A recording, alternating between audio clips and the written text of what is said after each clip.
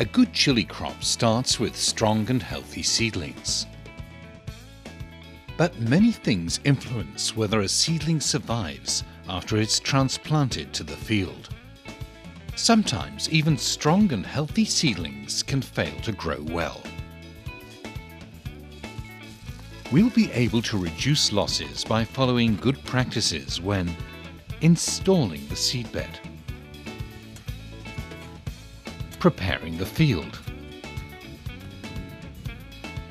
and transplanting the seedlings.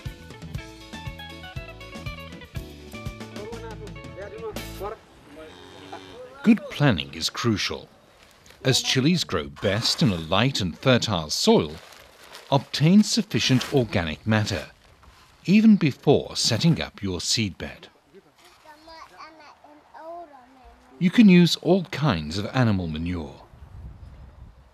In case you don't have animals of your own, a good relationship with a herder can make the difference. As Martin Sosu, a farmer in Kome in southern Benin, explains.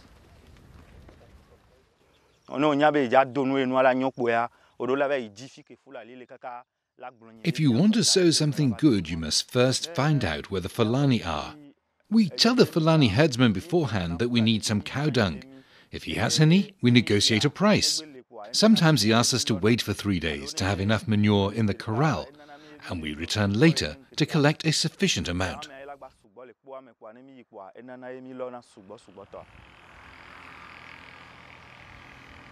Martin turns the cow dung into compost, so that the heat of the compost kills the weed seeds that are in the fresh cow dung.